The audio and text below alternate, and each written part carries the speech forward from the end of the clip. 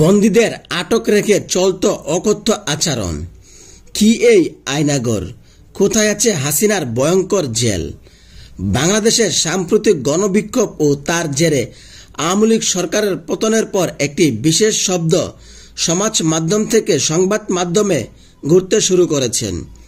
শব্দটি আয়নাগর।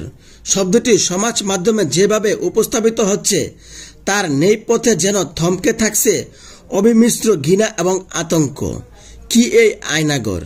আয়নাগর আসলে আওয়ামী লীগ আমলে ডিজিএফআই পরিচালিত একটি গোপন বন্দিশালা। এর জন্ম শেখ হাসিনার আমলে। মূলত সরকার বিরোধী চক্রান্তে সন্দেহভাজকদের আটক রাখা হতো এই বন্দিশালায়। উল্লেখিত ডিজিএফআই দেশের প্রতিরক্ষা মন্ত্রণালয়ের গোয়েন্দা সংস্থা।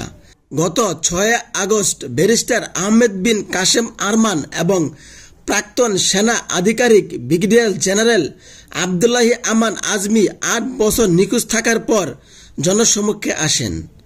1971 সালের মুক্তিযুদ্ধের সময় তারা মানবতা বিরোধী কার্যকলাপে জড়িত ছিলেন। এই অজুহাতে হাসিনার সরকারে তাদের আয়নাগরে আটক রাখে বলে তারা বাংলাদেশের সংবাদ মাধ্যমে জানিয়েছেন। আরমান এবং আজমি দুজনে জানিয়েছেন যে 8 বছর ধরে সেখানে তারা বিনা বিচারে কদর্য অবস্থায় বন্দিশালা কাটিয়েছিলেন। 5 আগস্ট প্রধানমন্ত্রী পদ থেকে পদত্যাগের পর দেশ ছাড়েন শেখ হাসিনা। তারপর থেকেই শুরু হয় আয়নাগর নিয়ে চর্চা। হাসিনার শাসনে বহু ব্যক্তি আচমকা নিরুদ্দেশ হয়ে গিয়েছিলেন বলে জানা যাচ্ছে। তারা পদ থেকেই আওয়ামী লীগ সরকারের বিরোধিতা করেছিল এবং প্রকাশ্যে হাসিনা সমালোচনা করেছিল।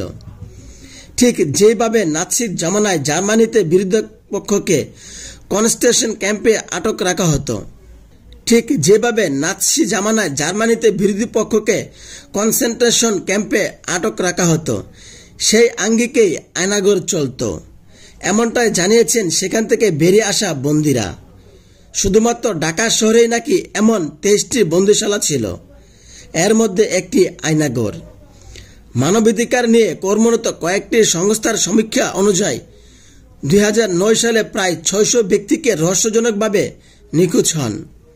এদের সকলেই বলপূর্বক তুলে নিয়ে যাওয়া হয়েছিল বলে অভিযোগ করেন এবং এইসব অপহরণের নেপথ্যে সেনাবাহিনীর হাত ছিল বলে অভিযোগ তোলা হয়।